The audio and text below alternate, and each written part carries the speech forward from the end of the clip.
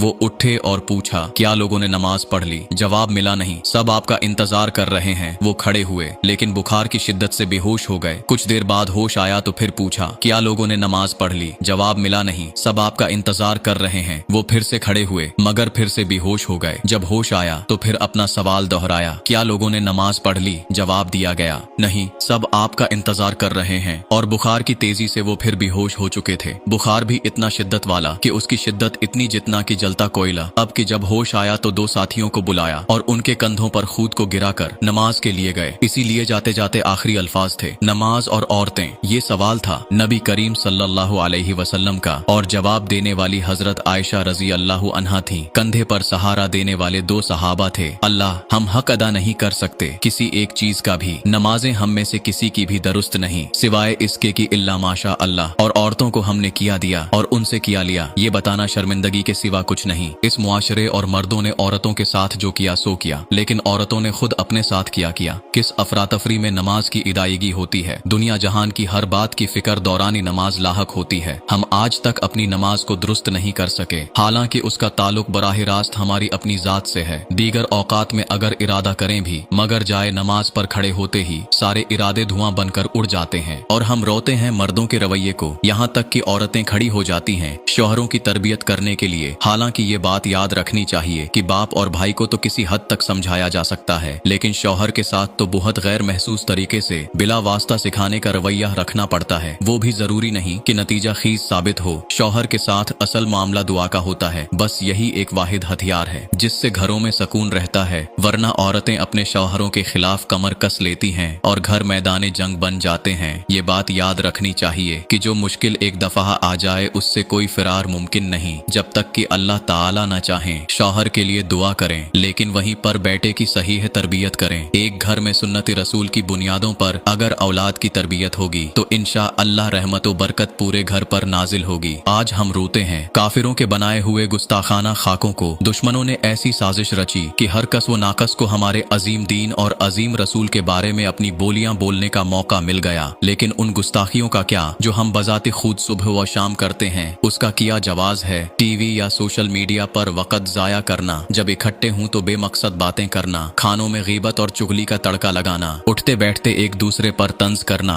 हंसते मिलते जुलते मगर दिल में बंद गुमानी पालना, पर्दे हिजाब दाढ़ी को खेल समझना, हकूक उल्लाह और हकूक उल इबाद से गैर संजीदगी बरतना, बुजुर्गों और वालिदीन से उलझना, अपनी परेशानियों का गुबार छोटों पर निकालना, और भी बहुत कुछ है। सफ़े खत्म हो जाएं, लेकिन हमारी कोताहियां नहीं। अल्लाह, हम अभी भी रुक सकते हैं, पलट सकते हैं, क्योंकि तोबन का दरवाजा अभी बंद नहीं हुआ। आखिरी सांस तक ये दर खुला है। जल्दी करें, अभी इस जिस्म में जान है, कहीं देर ना हो जाए। कौन रोज़े क़यामत उस अजीम शिफात से महरूम होना चाहेगा? ऐसा गुस्ताख है कोई जो तमाम उम्र इस दर्जे की गुस्ताखी करता रहे और उम्मीद रखे कि रोज़े महशर आपके मुबारक हाथों से जामे कौसर नौश करे। अरे बड़े बड़े लोग होंगे उस दिन जो बाजी ले जाएंगे और हम देखते रह जाएंगे। याद रखें, औरत अगर दीन से फैज़याब होगी तो वो अपनी नस्लें संवार सकती है। माना बहुत मुश्किल है, लेकिन ना मुमकिन तो नहीं है ना। घरेलू हालात बदलेंगे, कोशिश तो करें, सिद्ध की दिल से दुआ तो करें, और कुछ नहीं तो आखिरत के दिन तो तमाम कर सकेंगे कि हमने अपनी सी कोशिश की। खुदारा मेरी इस सोच को ये न समझा जाए कि हमें फ्रांस और ऐसे मुमालिक की मसनूआत का बायकाट नहीं करना चाहिए। करना चाहिए, बिल्कुल करना चाहिए, बल्कि और भी बहुत कुछ करना चाहिए। मैं तो अपनी कमसिन और नाकस राय में ये कहना चाहता हूँ कि इनफरादी तौर पर और बाहैसियत उम्मत भी हमारा तो रोज व शब नबी करीम सल्लल्लाहु अलैहि वसल्लम की हुर्मत की पासदारी के लिए सरकर्दा अमल होना चाहिए।